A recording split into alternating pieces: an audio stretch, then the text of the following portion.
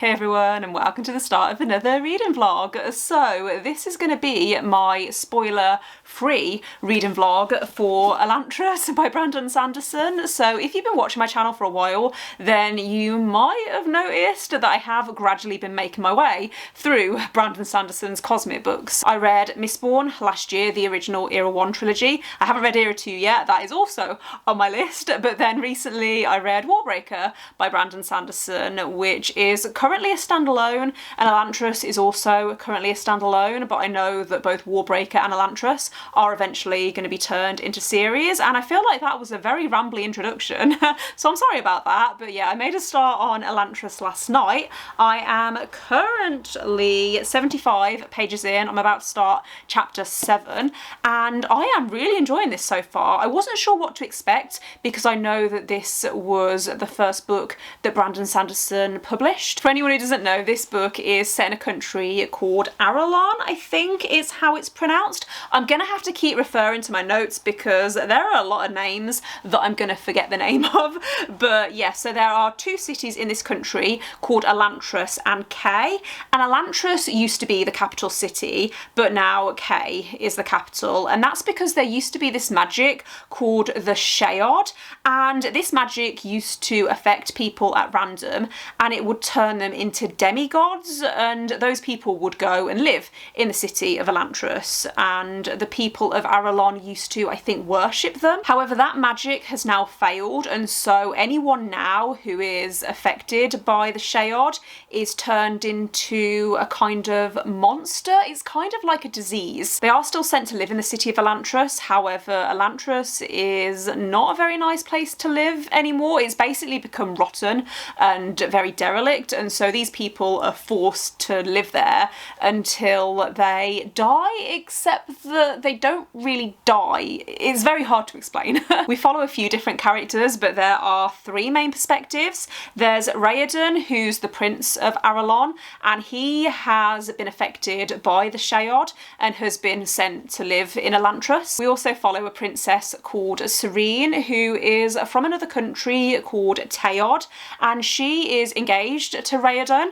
However, when she arrives in Kay, she's told that her fiance is dead, even though we know that he's not really dead. We know that he's been sent to Elantris, but the king is telling everyone that he's dead because they don't want to admit that their son has been affected by the Shayod. The final perspective that we follow is a priest called Harathan, and he has arrived in Arelon from a country called Fierdal, and he is essentially trying to convert the people of Arelon to Fierdal's religion. I think that's what I really wanted to say on the plot for this so far, but already I really like the world building in this. Everything that I've told you is what's revealed in the first 75 pages, and I'm definitely intrigued by this mystery of Elantris and what happened there. I'm also really intrigued about the magic in this because I haven't heard many people talk about the magic system in this world, if there even is a magic system, because I mean, from what I gather so far,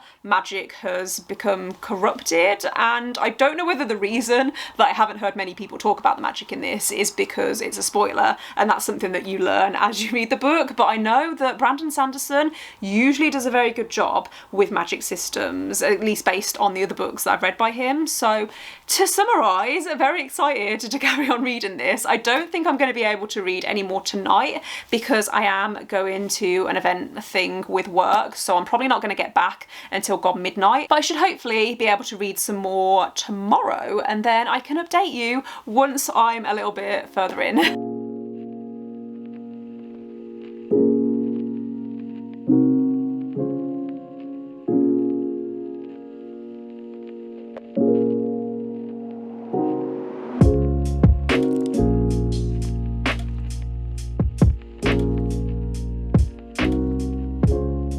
Good afternoon. It is now Saturday and I am so tired today. The work thing that I went to last night ended up going on until really late, and so I didn't get home until really late or really early. I didn't get home until midnight, and I have just been feeling really sluggish today, and I'm trying to decide whether I should have a nap or go for a walk, and which will make me feel better. But yeah, before then I thought I would do a quick update on Elantris, because I am now over 200 pages in. I'm on page 202. I'm just about to start chapter 15 and I am really enjoying this. I really like Serene's perspective and I really like her as a character, because in general this book is really political, and a lot of people told me that I would like this book because of the politics, and I especially like Serene and how she's really taken advantage of the situation that she's found herself in, because she arrived in this city expecting to meet her husband,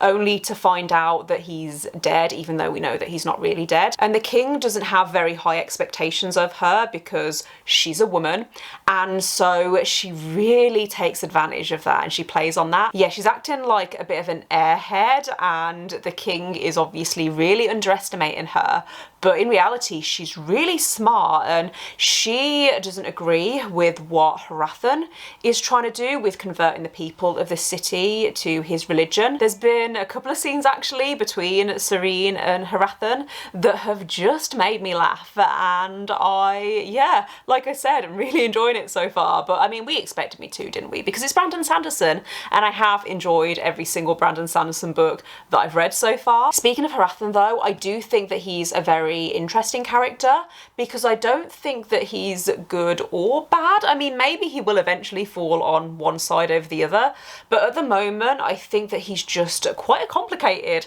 character, because he truly believes what he's doing is right, and I don't think that his motivations are bad.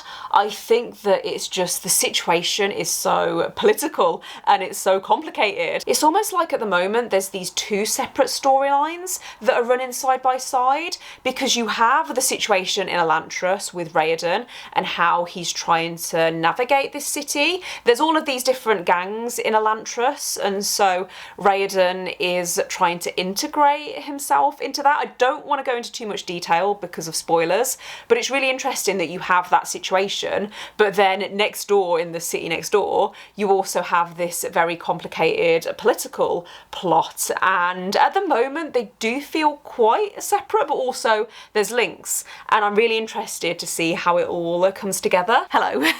So it has been a few days since my last update. I think the last time I filmed an update for this vlog was possibly Saturday, and it's now Tuesday. I have still been reading, I just haven't been picking up the camera, but I'm now over halfway through Elantris. I'm on page 413 and I'm really enjoying it. Still, I can kind of see, I think, why some people wouldn't like this book, because it is very, very slow and there isn't really a lot of action. It is more about the characters, but I really, really like that. This feels very different to the other Brandon Sanderson books that I've read, because even though there is magic, we don't really know a lot about it. You do learn more about it as the book goes on, but it's all very, very mysterious. There is, however, this very complicated religious system, which I think I'm following. I mean, like I said, I'm over halfway through now, so if I wasn't following, then I would be in trouble. But it has taken a lot for me to get my head around it. There's also this tension that builds up throughout the book where you feel like something is going to happen. And I feel like I'm waiting for stuff to be revealed at the moment, but I don't quite know what is going to be revealed. I mean, I have theories on certain things. There's a lot of unanswered questions at the moment, and I feel like we are going to get the answers, but I don't really know what direction this book is going to go in. I think I've worked something out, but I don't know whether I was meant to have worked that out. It feels kind of obvious, and so I don't feel like it's a twist or anything. I feel like I meant to think this certain thing. I will say that if you like the idea of a fantasy book where you're following characters that are trying to outmaneuver each other and that are trying to outsmart each other, then there's a lot of that in this book, and so I would recommend it for that reason. I keep forgetting to mention, but one of my favourite things about this book is that there are these little globe creatures. Are they creatures? There are these little globe things that I think are called scions, and they're these balls of light that basically float and follow the characters around, kind of like pets, but they're not. And I really, really like those. I can picture them, and in my mind they're really cute.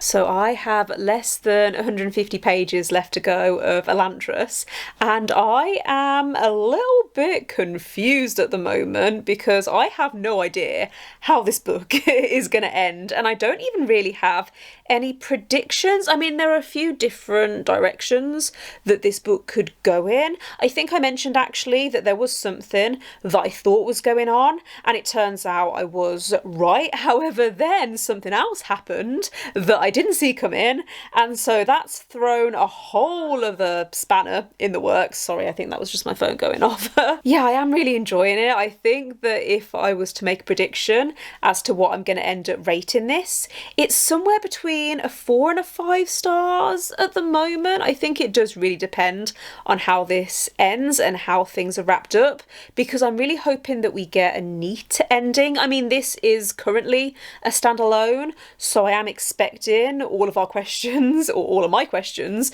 to be answered, but it's going to be an interesting one, I think. Hopefully I can finish this tomorrow actually, because I am in the office again tomorrow, and so I can read it on my train to and from work. Then I'll obviously update you with my final thoughts and my final rating, but yeah, I don't see this being less than 4 stars at the moment, so pretty happy with that.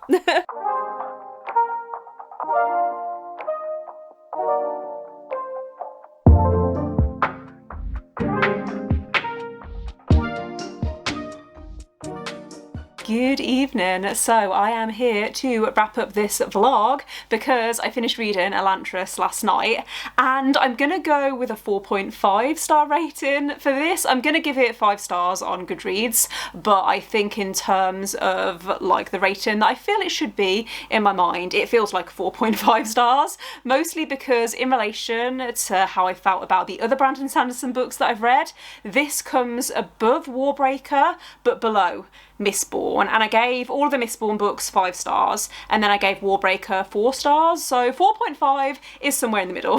That was a really long explanation when I could have just said I'm giving this 4.5 stars.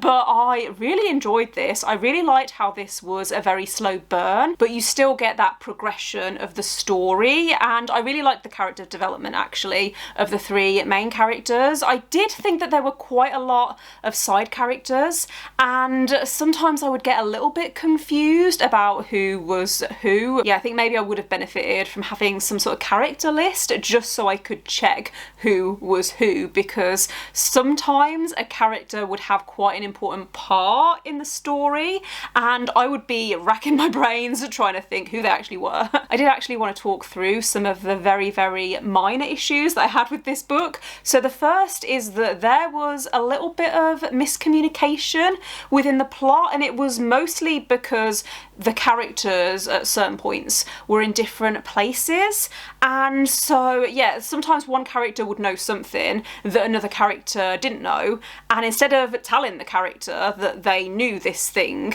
they just didn't communicate. And that annoyed me a little bit. It was quite frustrating. The ending also felt like it had a very different tone to the rest of the book, because the majority of this story is very slow paced and it's very political and it's very much driven by the dialogue, whereas the ending was very action-packed and it felt a little bit jarring. I didn't mind it because I really liked the ending and how everything started to come together and it felt very logical. I think that just because there was that sudden switch in pace, it did just like jolt me a little bit at first. Okay, so if the camera angle has changed, it's because my memory card ran out of storage, but what was I saying? I think I was talking about the end of this book and how I really loved the way that everything came together. There were moments actually towards the end where my jaw literally dropped and I gasped out loud because there was some shocking stuff that happened towards the end of this book. Not like super shocking, but just, you know, when you're reading a book and you get that moment of clarity where you realise something or something clicks into place. I got that feeling with this book and I really enjoyed it. I love this. I love that about Brandon Sanderson books, how everything just feels so logical. But yeah, overall I am really glad that I read this because I think this is going to be one of my favourite books of the year. It's so far to date the second or third highest rated book that I've read so far in 2022. So that just tells you how much I did enjoy it. But now I'm a little bit nervous because the only books that I have left to read now in the COSMERE are Mistborn Era 2 and the Stormlight Archive. And the Stormlight Archive is long and it's intimidating and I'm scared.